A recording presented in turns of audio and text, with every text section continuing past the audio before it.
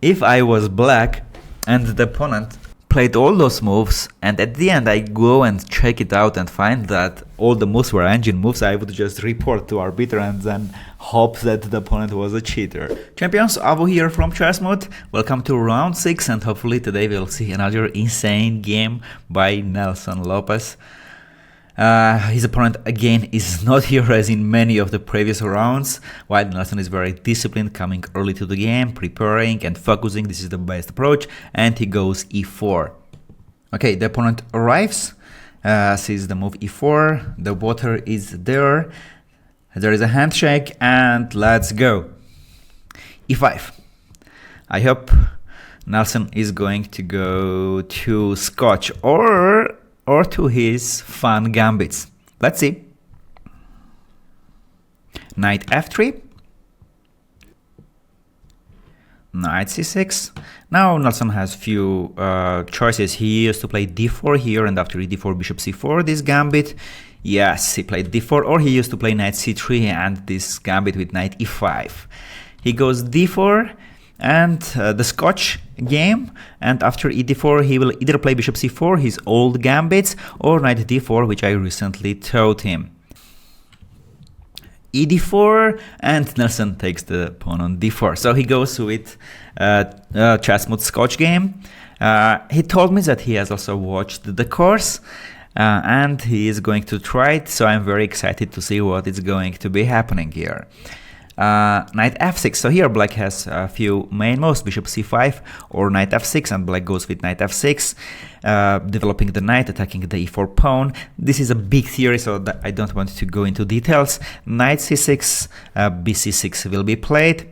Yeah, now black has bad pawn structure, double pawns and islands, which they will try to compensate that they have here already developed a knight we don't have.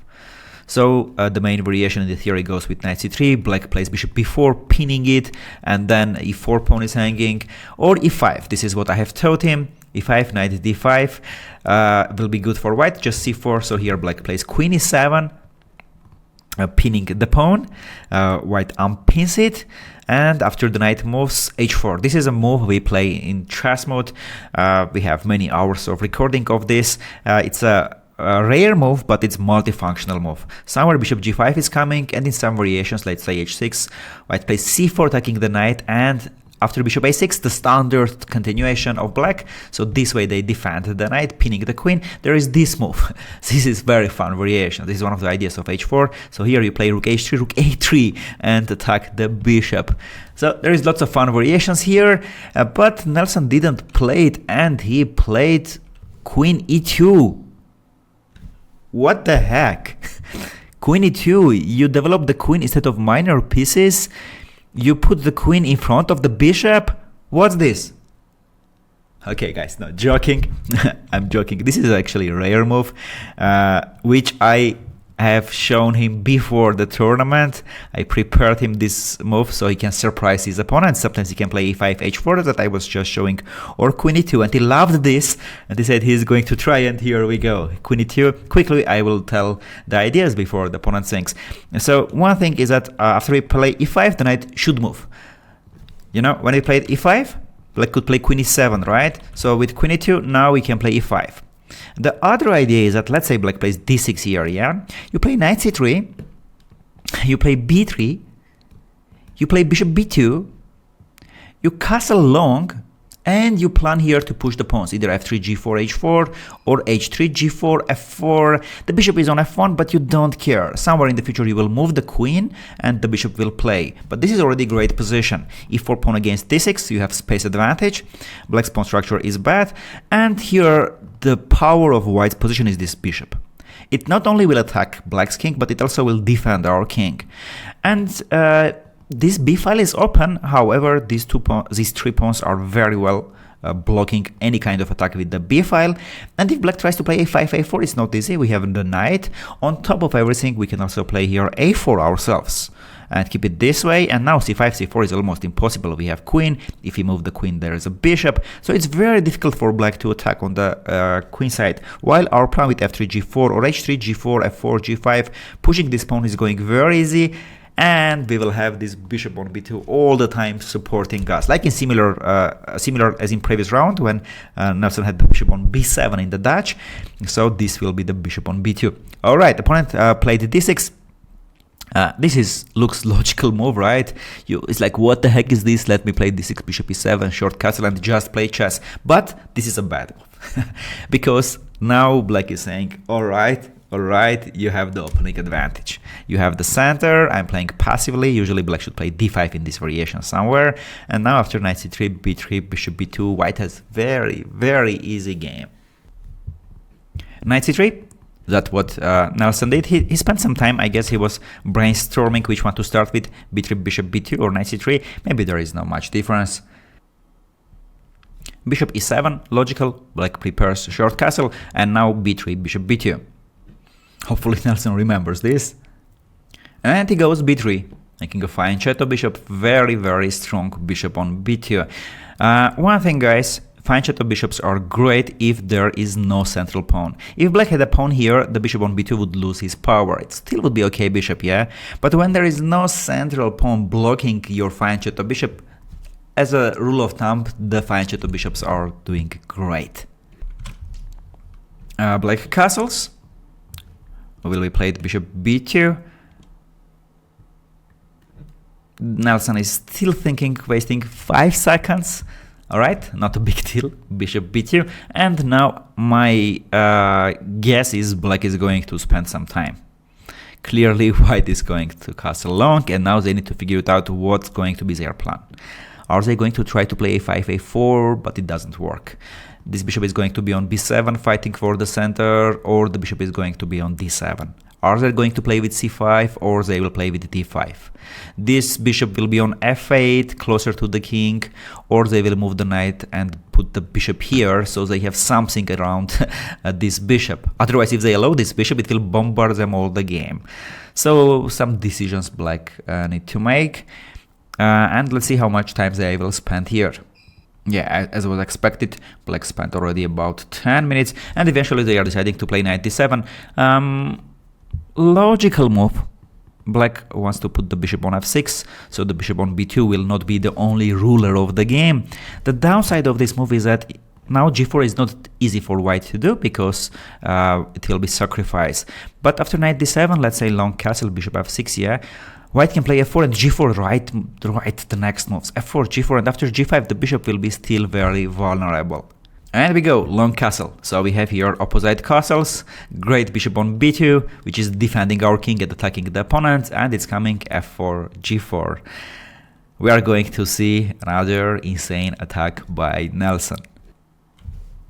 Black plays bishop f6 as they have planned. The problem of the bishop f6 is that after f4, g4, g5, what are you going with this bishop? It will be under tempos. And if you play g6, bishop g7 trying to keep, it will be another target for white. Let's say f4 and they play g6, g4 and they go back, right? But pawn on g6 is another target. So after h4, h5, opening the h file, the queen can easily go to h2 and sit together with the rook on h1. This is still very fast attack. So bishop f6, and now Nelson is brainstorming. It's also possible to play g4, h4, but it seems to me f4 is the best here. Not only you will play g4, g5, but all the time black should be careful with moves like e5. For example, if they decide to move the knight and unlock the bishop on c8, e5 is possible. Because of the rook on d1, black cannot take it, so f4 seems a multifunctional move, plus you are starting the attack. And Nelson goes for it. f4 cracked. Nelson's young opponent spent serious amount of time in the opening part, but very understandable. By the way, respect to the opponent. He plays a5 eventually. Respect that he realized that he has a problem and he started to think to understand his next plan. He didn't play immediately a few quick moves. Respect to Kyle. And by the way, Kyle is a national master, young national master, future grandmaster, I guess. a5. Well, after a5, a4, you don't really threaten this. The knight is here. Maybe he wants to play bishop a6 and trade the bishops. But the thing is that the bishop on f1 is not attacking anyway. So if you play bishop a6, bishop f1, you trade like my useless bishop. At the same time, I don't see like easy way for black here to play. So a5. I guess g4, just ignore bishop a6 and go g4, g5. And Nelson goes g4. I'm retired from chess, from my professional career, but if I knew that tomorrow I'm going to play this position, I would come back to chess. This is such a fun position. You are going to play g5, use the bishop, and there will be so many great sacrifices, potentials of great sacrifices, matings, beautiful games. Such a fun position to play. Black goes bishop a6, following their plan with a5. As I said, the bishop on f1 is not playing anymore, so maybe it's not the best idea to trade. Additionally, the rook was not sure how to join the attack from g1, right? You want to put the rook on h1, another rook on g1, with bishop on f1, you don't do it easily. Now when you trade the bishops, the rook can join the attack from g1 very easy. So queen f3 was played, bishop f1 probably, and rook f1. Well, by the way, I'm not sure how to take here. To take rook f1 or rook hf1. Both have downsides and advantages. If you take rook df1, the most obvious one, you bring the rook. It also can join from g1, and you keep the rook on h1. So after g5, you will push these pawns as well. From the other side, if you play rook hf1, you keep the rook on d1. So at some point, you might play e5 and use the rook from here. It might be a bit strange, but I am thinking even maybe queen f1. Because queen on f3, it's fine, of course, good place. But the queen is fine from f1 as well. Especially if you play g5, h4, the queen can join the attack from h3. So here, Nelson has three options: rook df1, rook hf1, or queen f1. I will not be surprised if he spends here some 5 minutes maybe. Well, now Nelson thinks more than needed. Just take somehow. All of the options are good. Keep your time for the future moves, future calculations. Come on, man, take it somehow. Let's go, Nelson. What? Okay. Now I understand what he was calculating. Wow, this is a move opponent look at his face like, what the heck is this? But also is my face like, what? g5. So instead of taking it, he attacks the other bishop. Wow, he kind of says I will take it later, but first figure out what you do with this bishop. Alright. Let me try to explain what's happening, and this might be very interesting. Might be even the best move. Wow, Nelson. What a brain you have. I was not even thinking about g5. Alright. Now, at this exact moment, white is pieced down. And both of the bishops are under attack, so they will take one of the bishops back. And if black tries to trade the bishop for the knight and then run the other bishop, they cannot do. Do you see why? Well, because here white will take queen c3, and next move take the bishop. Because if they go back, there is a mate. This is the power of this fine shot of bishop when there are no central pawns for black. It's just bombards, and after queen g7, poof, mate. What else they can do after g5? If not bishop c3. If black tries to go back, bishop a6, after gf6, now they won the pawn, they won this g pawn. But with this, Nelson is kind of saying, you know what, this bishop is more important for me than this, which makes complete sense. This bishop is blocking our bishop on b2 and is the main defender, not this. And if after, bishop a6, gf6, not only with this, Nelson is going to take opponent's most important defender, but also open the g file for the rook. And the bishop on b2 will be like, rook, my friend, let's do that. I could not win the game alone, so I needed one of you, and now the g file is here, and rook is saying, bishop, no worries, I'm joining you, and together they can make lots of insane mates. Like knight f6 is coming, rook g1, next move, bishop is on b2 attacking, the queen can easily join here, e5 is coming, using this pin. At some point rook g7, some sacrifices will be possible, so that's a great position. And the last thing, if black tries to go bishop g5, I guess Nelson now wants to take f1. It's also possible to take here. What I don't like about this is that it will allow knight e5 move, which from where the knight will block the bishop. So maybe just rook df1 and play this position. So this is very similar to this one, right? But he will have then the position without the g pawn, and with this Nelson is kind of saying the g file is more important for me than having the g4 pawn. Both have their advantages and disadvantages. Yes, it's good to have the g file open, but it would be also good to have the g4 pawn, because you are pushing the pawn, you are making a pawn storm on the bishop, and the bishop would not stay here.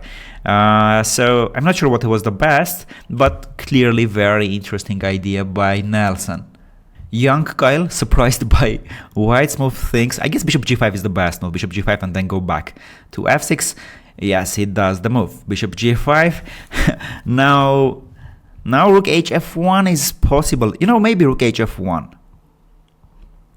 Maybe rook hf1, so after bishop f6 you keep the rook here.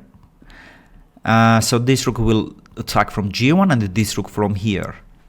Maybe even possible to play e5 right now, even though the knight is on d7, because if you take it, I can play queen g4. Attack the d7 pinned knight, and it seems there is no way to defend the knight. Yeah, if earlier I was not sure how to take the bishop back, I guess rook f1 is the best now. Okay, he's taking with the rook, the f1 bishop. No, what? No, he didn't take it. He played rook g1.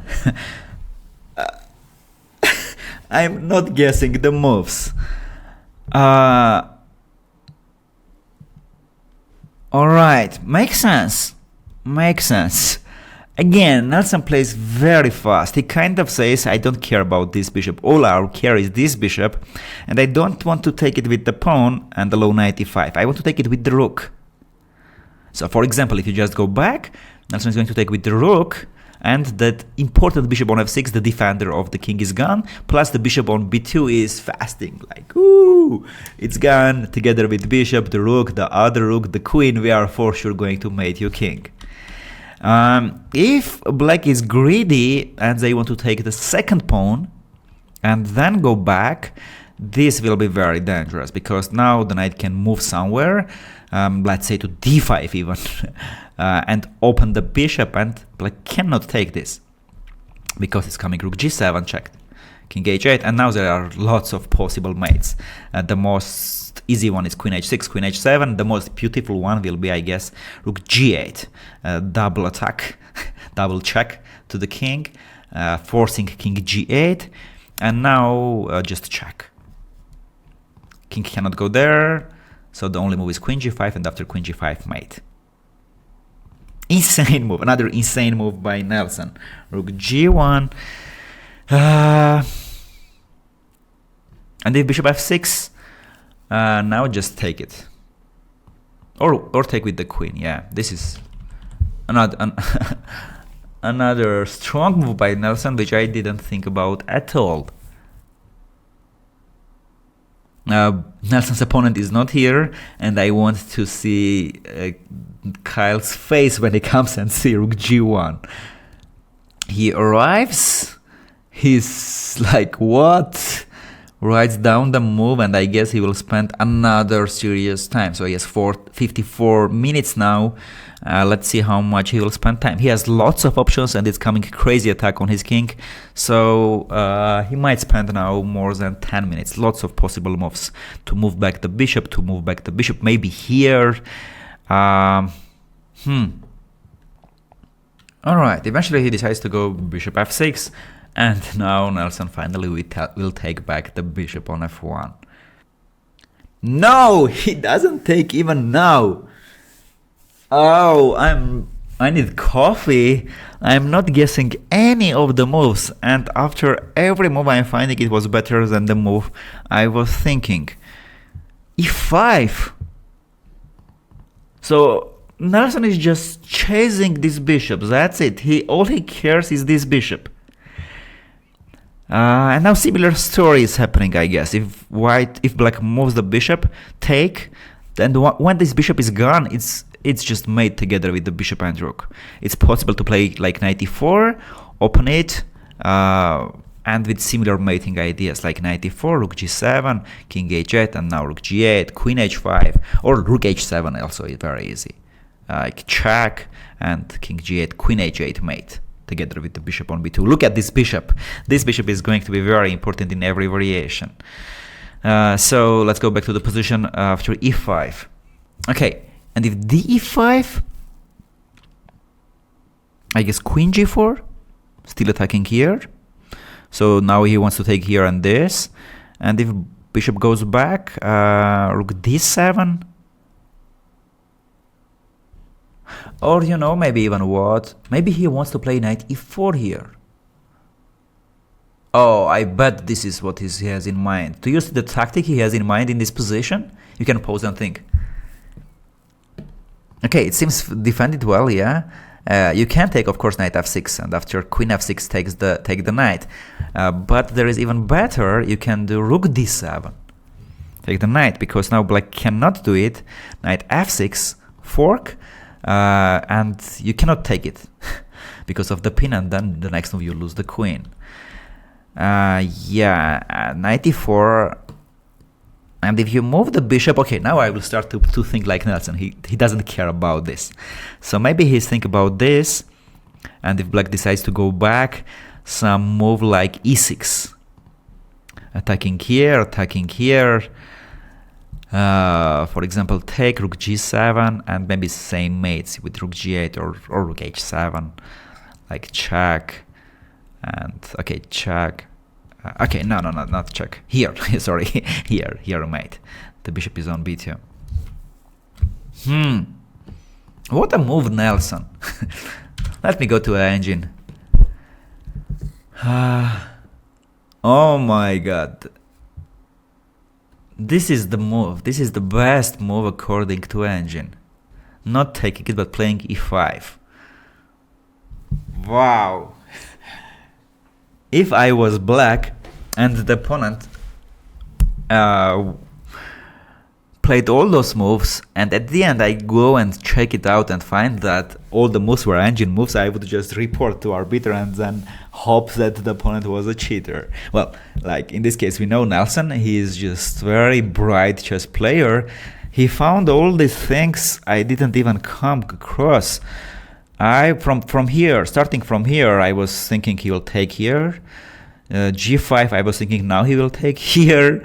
And now E5. So 3 moves in a row. I am not guessing Nelson's moves. Brilliant, Nelson. Brilliant.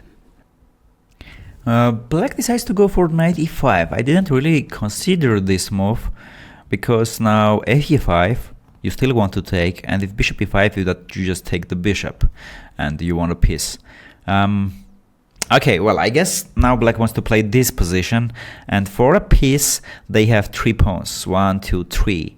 And the problem is not just the pawns. The problem is that the attack still continues. So even if here black has a piece, let's say black has a knight on b8 and they are 3 pawns up, I guess still white's position is better because of these open files. And now additionally on top of that, so there is knight versus 3 pawns, so this is very bad position for black. It's almost lost, or like between almost lost and big advantage. But at the same time this position is probably already lost, so Nelson played insane attack. Okay, so he took it back. He wants to take, so black is going to take on e5. That's what happened. Bishop e5. Well, now if he again doesn't take the bishop on f1, I will not know what to say. Let me guess. Clearly he doesn't want to take the f1 bishop. What else he can do? He cannot really take on g7. He cannot attack the bishop on e5. He can trade the bishop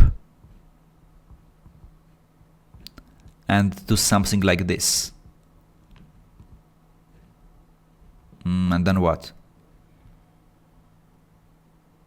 Or maybe rook g7. maybe check queen f5. Yeah, and there is no way to defend against the pate. No, he took it. The first time the first time that I was thinking he will not take the bishop, he took it. But probably he did correctly, because if knight e4, the variation we were thinking, maybe before bishop a6, black can play f5 first, attack the knight, cover this f6 square, and then move the bishop. Alright, so the first time I didn't guess his move. I guess he did the best move again. He took with this rook, makes sense, keeping the rook on g1, bringing the other rook to the attack, with a very, very big advantage. Black goes d5, makes sense. They defend the c6 pawn, and they pushes the pawn, controlling the e4 square, makes sense. Now Nelson should not slow down, should not go for trades, because still black has 3 pawns. Maybe something like this, attacking the bishop and preparing rook f3, rook h3, and attack the h7, because the g7 is more or less defended, the h7 is not defended. So this will come with tempo, attacking the e5 bishop, plus rook f3, rook h3, and it will not be easy to defend. Because, for example, yeah, I'll just illustrate the variation. Let's say this, and black plays how to defend this. Let's say this, yeah. Well, now some knight d5s will be possible at some points, but just to illustrate the variation, rook h3, and you don't know how to defend the pawn, because if h6, there will be queen h6. The pawn is pinned, you cannot take it. That's why I'm thinking about queen h5. The other option will be maybe something like rook g4, double the rooks, and move the knight, trade this bishop on e5, and pressure to the g7 pawn. But this pawn looks to me the easiest target. Maybe also pushing the pawn. But no, this move looks the best. Nelson is thinking it's a critical moment. He needs to understand how to continue the pressure on the black's king, and it's fine to think, take some time to figure it out the plan. After long thought, Nelson is finally ready to make the move, and he does the move. Queen h5, great. Might be the best move. Rook f3, rook h3, and well, most important is that Nelson realized he needed to play fast and still pressure black's king. Black goes f6, makes sense, defending the bishop with f6 pawn, plus they are opening this rank for defense, so queen d7 or rook f7, these are going to be possible defense, but still rook f3, rook h3 seems very strong. And he brings the rook, great, rook f3. I guess queen e8 black is going to play. They want to trade the queens and go to the endgame. But queen h4, rook h3, maybe even queen h6. Oh, maybe queen h6 with tempo on g7, and then rook h3. This might be even stronger. Yeah, black goes queen e8. Now, where to move the queen? I'm sure he will not trade. So queen h4, queen h6, and I can bet my shirt he's going to play queen h6 now. Come on, Nelson, let's go queen h6. I'm not going to lose my shirt and then comment with it. Okay, queen h6, great. So now queen g7 mate is coming, plus rook h3. Black was ready for this move. They want to play immediately. What's their plan to defend the position? Rook f7? But if rook f7, rook h3, threatening, and if g6, there is rook g6, sacrificing the rook, and if take, there is queen h8, mate. So this is not possible. Maybe queen f7 then. Okay, maybe queen f7. So after rook h3, g6 is defended here, and if rook g6, they will take queen g6. So the queen defends both. H7 and g6. Probably this is what Kyle had in mind. Yes, he played queen f7. Well, now rook h3, g6. One option would be to play rook h3, g6, move the rook, and prepare h4, h5. Possible, seems a little bit slow. The other thing maybe something like move the knight to a4 or d1, trade this, and then bring the knight. Because if you bring the knight together with the two rooks and queen, black will not be able to defend, because they are piece down, right? Piece against 3 pawns. Pawns really will not defend here. Like these pawns will not be effective here. So the knight can come to h5 in this case. Or maybe even knight e2, just simply bishop b2, king b2, king is fine here, and then play knight f4, knight h5, or knight d4, knight f5 here. Yeah, I guess this will be better to bring the knight somehow. So maybe knight d1, knight e3, knight f5. Now knight e2 looks to me the best. Knight e2, you want to take on e5, because of the pins I cannot take it back. And if bishop b2, king b2, and now there is flexible. Knight can go to h5, and it can go to f5. So 2 possible places. This is the move I like the most. He goes knight e2. I started to guess Nelson's move finally. Alright, this is great move. The knight joins the attack. Yeah, black goes king h8. Hopefully now Nelson will not forget about his queen. There is no pin anymore, so we need to move the queen. If black had a rook on g8, there will be very nice mate. Can you find it? Let's say this is the position. What would you play here for white? If you said queen h7, great. Queen h7, you can sacrifice your queen, and rook h3. The rook covers the g6 square, and it's mate. So queen h5, rook h5. Why I said if black's rook was on g8, so after king h7, king could not run to g8. But as the rook is on f8, now we need to move the queen. Maybe h4, the easiest place here. Oops, sorry, instead of giving up the queen. So queen h4, maybe easiest place, so we keep the rook h3 option. And Nelson goes queen h4, great. Black takes the b2, king b2, trading the bishops. And now lots of things are coming for black. Rook h3, mate, rook g3 here, knight is coming to h5, knight is coming to f5. So many attacking options. Very difficult this to play for black. Oh, also it's coming knight f4, knight g6.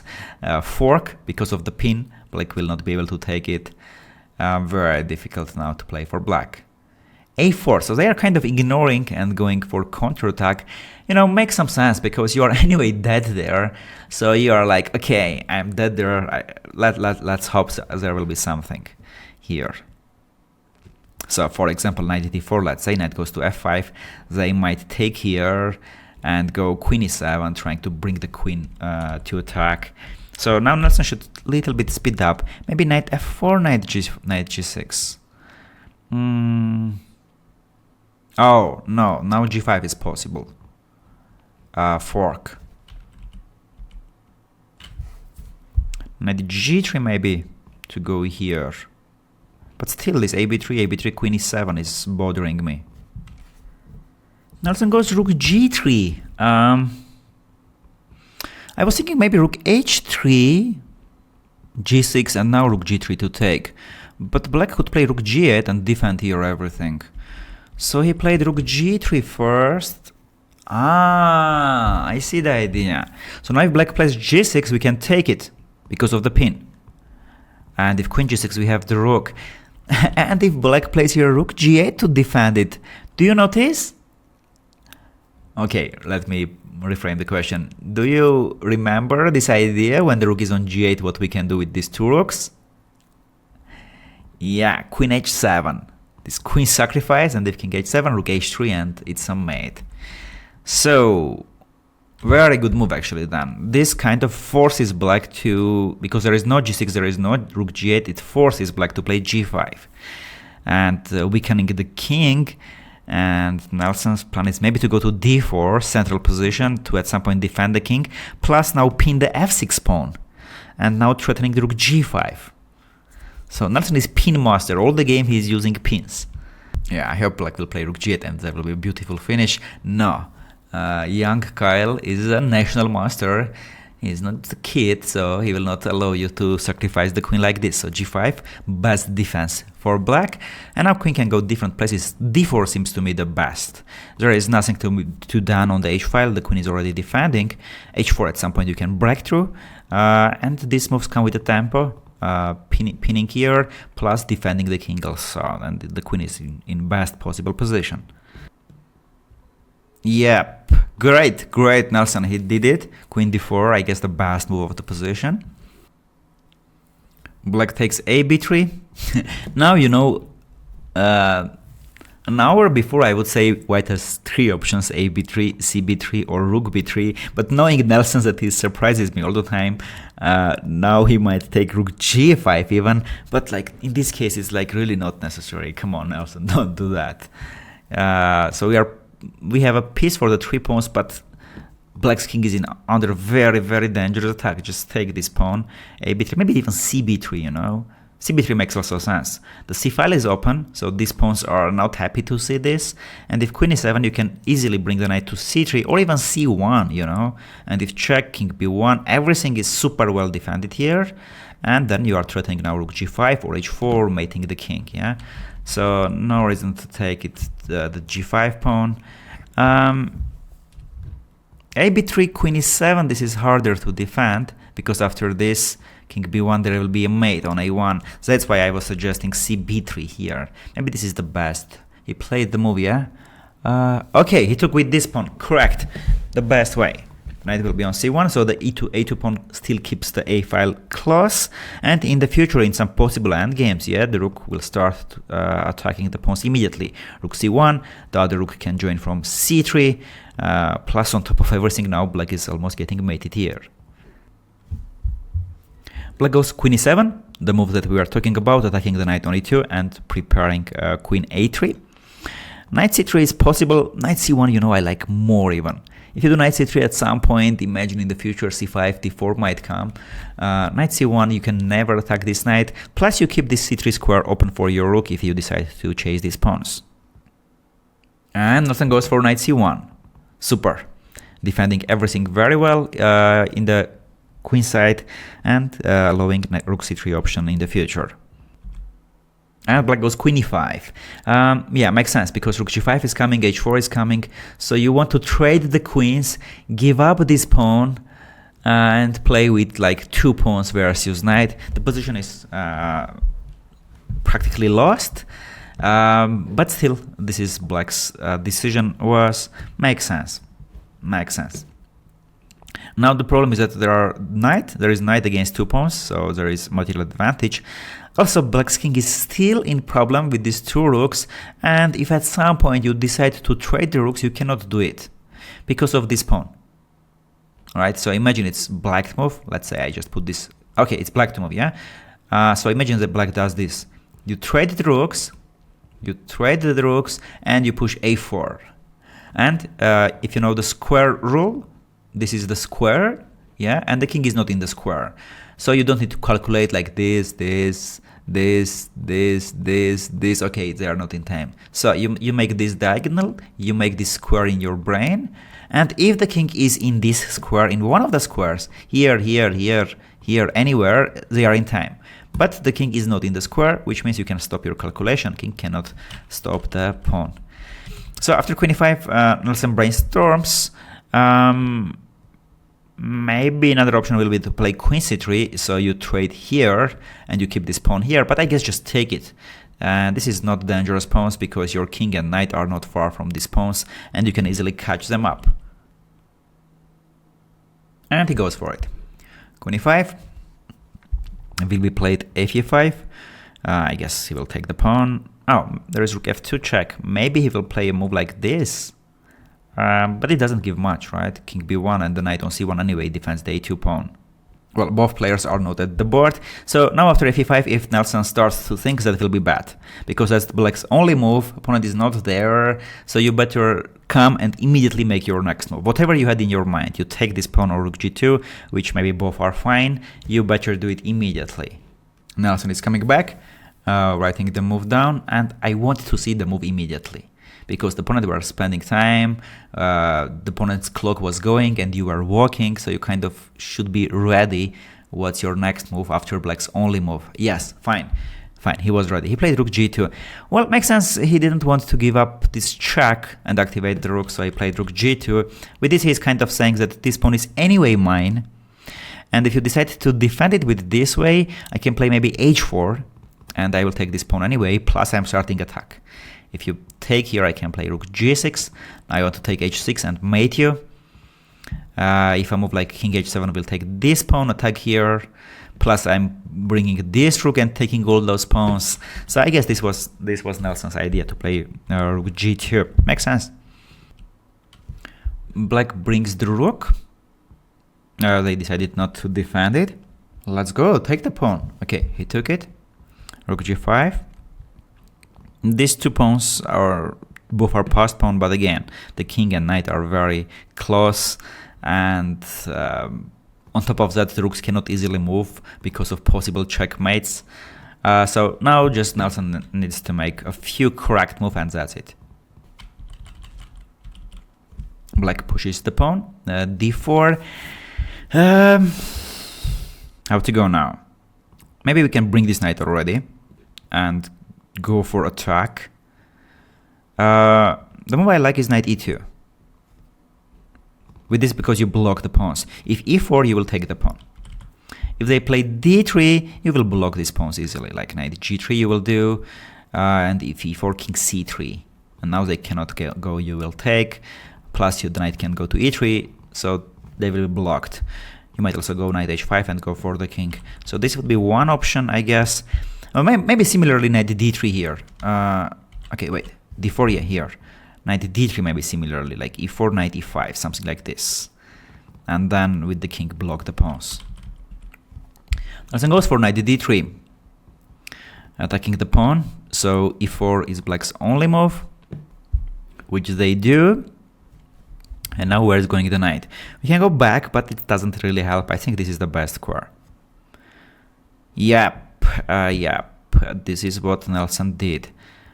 Oh, he has some threat here. Do you see white's threat? Let's say black plays e3. What's the threat here? Well, if the rook is not on f8, there is knight f7 mate, right? So how we can deflect the rook? If you say rook g8, you are brilliant. Right, rook g8, very beautiful mate. Rook g8, take, and knight f7, and mate. The king cannot go to g7, there is a rook. So on top of activating the knight, and in the future attacking these pawns with the king, he is attacking black's king. So now he wants to play rook g8. Okay, black notices it and plays rook f6. So now this rook defends the f7 and the other rook defends the g8. And now what? Now how to continue? The good thing is that black doesn't really want to push the pawns. Because if d3, king c3, if black plays e3, you just bring the king to c2, c2, d3, and it's blocked. So maybe just push the pawn. He goes for h4. I was thinking about a4, but okay, we have the same idea with Nelson, noticing that these pawns are not really dangerous, the king is just blocking them. So I push h4. I guess he still wants to attack. He wants to play h5 next move, h6 next move, and have another pawn closer to the king, because this rook cannot move. There is knight f7. This is Nelson's idea. Black pushes e3, but now simply king c2, king d3. Nelson is worried about something, or he's just focusing? He closed his head, seems a little bit anxious, but I'm not sure why. Just king c2, king d3, and that's it, bro. Maybe after king c2 he's worried about h6. And if you keep the rook here, defending the knight, there is rook f2 check. And if take, and you stop the f1 with this, they can take it. This is I understand now why he worries. But after h6 you can just play somewhere back. Maybe here. Because black cannot take it. You will give check and mate. Well, okay, now at least I understand what Nelson calculates instead of playing king c2 directly. And he eventually plays king c2. It's interesting to understand what he has in his mind after h6. Where does the rook goes? Here, here. I hope he will not do on h5. Black plays h6, the most obvious move, and as the Nelson was walking, being ready for the h6, I guess he will play now quickly. Well, rook g3 I was saying, but rook g4 is better, because you not only bring it back, but you also at the same time attack this pawn. Oh, but there is rook f2 check, yeah? Still rook f2 check, and if you take, oops, mouse click, sorry. And if it's still take, this and this are coming. And if this you take. Okay, but knight f7 check first. And now rook f4. Okay, probably this is what Nelson will do. Yeah, I guess this is what he was calculating. Now he sits down. He's, I guess, just rechecking the variation. The whole this calculation. This is important. You are piece up, and you want to make sure you don't blunder here something. So in this case, it's okay to recheck your variation you had in your mind, second or sometimes third time. But now it takes a little bit more than needed. Oh, he goes rook g6. Okay, this is what he has in mind. I'm almost sure rook g4 it is what he had planned, but then he noticed rook g6 option, which seems very cool. Seems very cool. You still cannot take the knight, not only because the rook is under attack, but it's this mate. Check, check. And the king is mated. And if you take rook g6, then knight g6, and then knight f4, king on d3, very well blocking the pawns, and that's it. And if rook f2, okay, maybe just king d3, or maybe just king d3, because if rook e5, same mate with check and this rook mate, and if rook g2, intermediate check here, and now rook g2. Again, very well blocking here. Is this knight trapped? No, there is knight d8, not trapped. No, and everything is fine, and then you just push the pawn. What happened? Black pushed the pawn e2. What's this? We can take it, no? Queen, take mate.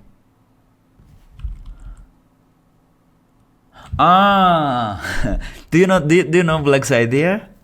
They want to go promote, but not queen, but knight, and take this important rook. Okay. All right.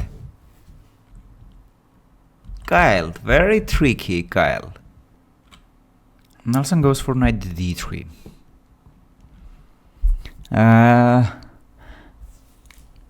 Okay, it seems the plan is giving up the piece, but going to a winning rook endgame.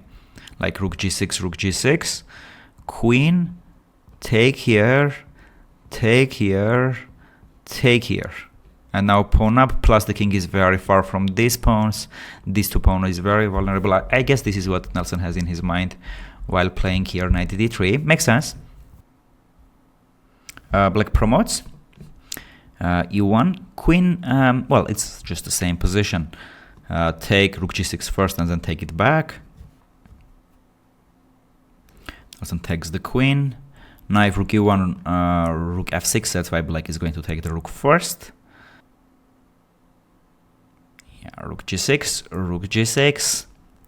Rook e1 is going to be played. Rook c6 now. It's better just to take the pawn and then take it back. This is the position we are going to. Yes, rook h6. He did it. King g7. This will be with a check. So maybe king g8 is better. Nelson is waiting for the opponent's move. Seems to him it's very obvious. And yeah, maybe it's obvious. Right, Kyle also found it obvious. So king g8. Now there are different moves, including a4 or other moves. But I guess just take this. And he takes the pawn on c6. So here we have a winning rook endgame. Just we need to play cracked. Rook e2 check. Alright, in this position I guess Nelson is going to spend some time and decide either he's going to go king b1 and defend here, or he is going to go king d3, give up this pawn, win this, and then win the game with this b pawn because it's very far for the king. Even if he tried these two pawns, right, with only this pawn it's winning because the king is cut in. The problem of king b1 is d3. This is what I don't like. And now we cannot take it because of check and then d2, d1. And if you play rook c1, it seems everything is working. No, there is d2 and nothing is working. d2 and we are lost now. We need to do something, and if you take here. Nelson played king d3. Great. I'm glad to say this. Not king b1, but king d3. Correct. King d3, rook a2, rook c7. This is where he's going. Black takes the pawn. Now you can take this as well, you know, you can take this as well, and then that one. If this, you can do something like king c3, attack it, and then take the pawn. And if rook a7, this is too passive rook. This should be winning together with this pawn.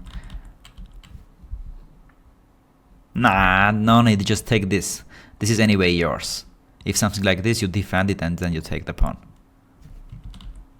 So yeah, Nelson, let's take the c7 pawn, bro. Yes, and he takes the correct pawn. Great, rook c7, this pawn is ours. Rook b2. Just rook b7. Not king c4, please. And then rook c2 check and blunder. So rook b7, this is must move, which he did. Rook h2, yeah, what else to do? The d4 pawn is impossible to defend, so black tries to at least get this pawn. But the thing is that after king d4, this king c5, the king is here far, and with this b pawn, Nelson is going to win the game. That's what happens. He takes the d4 pawn, giving up the h4. I guess king c5 just. Yes, king c5. Black plays king f8, trying to go and stop the pawn. And here b4 might win as well, but the classy move here is to play rook d7. So the rook is cutting the king here, but it's not about cutting here. It's anyway going here, the king, right? It's about cutting with this file, which is now impossible. Rook e7 we will take. So the classy way to win the position is rook d7. King e8 and move the rook here. Classy way. Not allowing king to go there, and then together with king and pawn you just go promote, force in the future black to give the rook to the pawn, and then you win the game with king and rook checkmate against king. So b4 is also probably winning, but you don't need to calculate. Just rook d7, classy move, cut it, and that's it. Nelson is a bit anxious. I don't think I hope he doesn't think that he has messed up. Just rook d7, bro. Yeah, Nelson is master. Is very classy. Great. This is very nice way to convert the advantage. King e5. Just keep the rook anyway. I was saying rook d5 because in the upcoming Lucena position, the rook on d5 is going to be useful. But any move, anywhere you are winning. Even rook d4 you are winning because the rook endgame is also the pawn endgame is also winning. Take here. Oops. King d7, king c5, and b4, and it's black cannot keep the position, and then with the b pawn you are still winning. So rook d7, but rook d5 is the again classy one, preparing for the upcoming Lucena position. Rook b5. If it happens in the game, we will see. If not, I will show you why I'm saying rook d5. King e8, and now this is what I would do. But again, any move, anywhere on the d file is winning. Nelson did the move. Rook d5. By the way, I'm saying Lucena position. I'm not sure it's Lucena or Lucena. I'm not sure what's the correct pronunciation because I'm from Armenia and it's the former Soviet Union country. Russian is the second language there, and when I was kid, Russian was my completely second language, and all the books, everything I have learned was in Russian, and in Russian it is called mostik, mostik they are saying in Russian, mostik, which is bridge.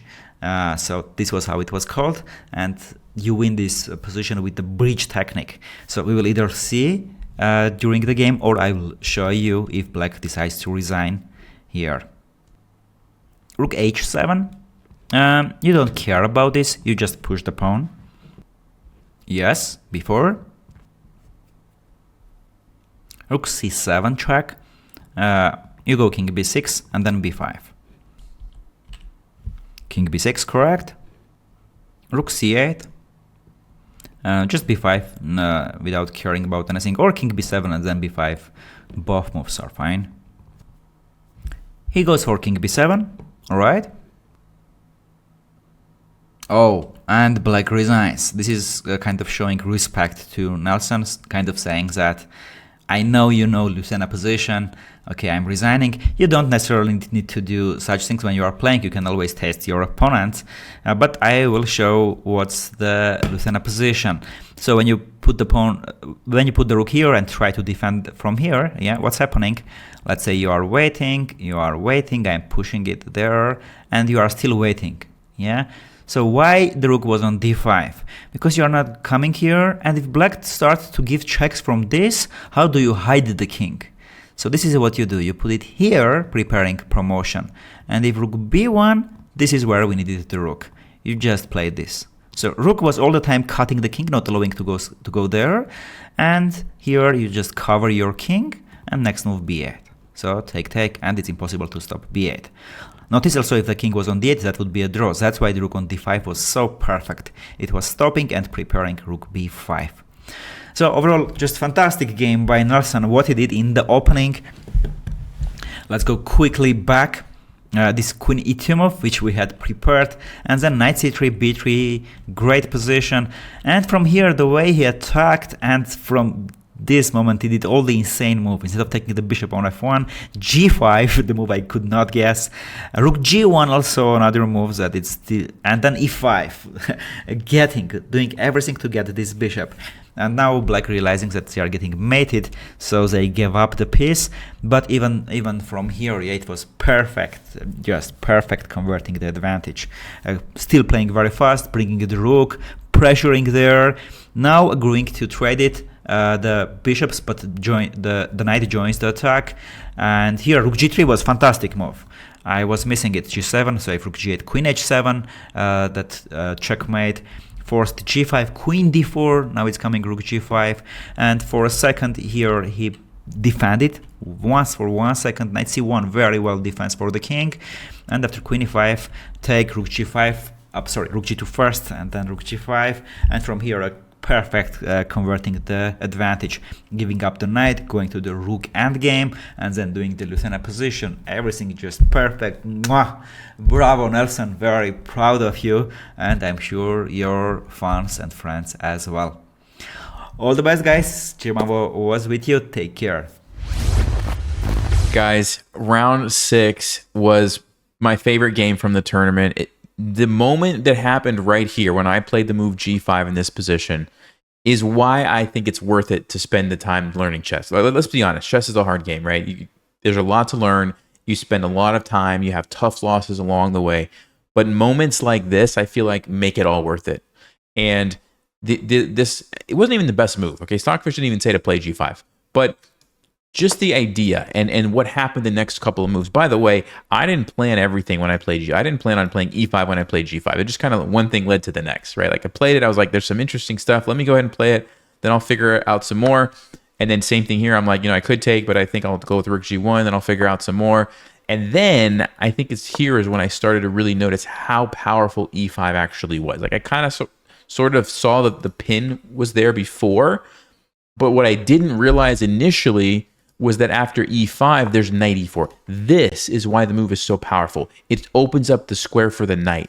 And that is the critical piece, I think, in this puzzle. Because once your knight gets on e4, forget about it. The bishop, the rook, everything, the knight is going to help sack on something, some way. It's just so amazing how everything works together.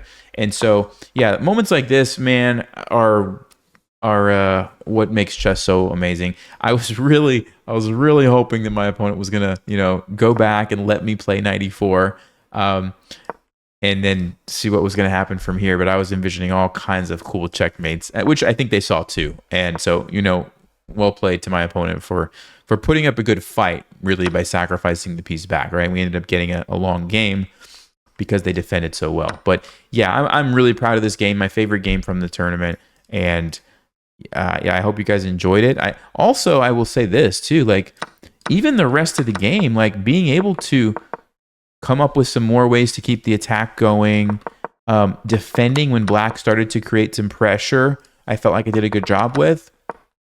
And then finishing out the endgame. This is something that going into this tournament, I was very worried about. I have lost so many endgames from just doing stupid things, just not paying attention, not understanding things about certain endgame positions. And I was worried. I'm not gonna lie. I was worried here. Actually, initially I was like, okay, no, I'm gonna be good. Once I get my knight to e5, there's all sorts of checkmate stuff. I thought felt pretty good. And then right here, I started to get concerned. After I saw e3, after he played e3, I'm like, wait a second, h6, like it's not so simple. There's all sorts of tricks, and I was a little bit concerned. And so another part of this game for me, just being able to calculate it correctly, not blundering anything, and converting the end game, I'm very, very proud of. So yeah, this was like I said, definitely my favorite game from the tournament. So I hope you guys enjoyed it too. And yeah, I'll see you in the final round.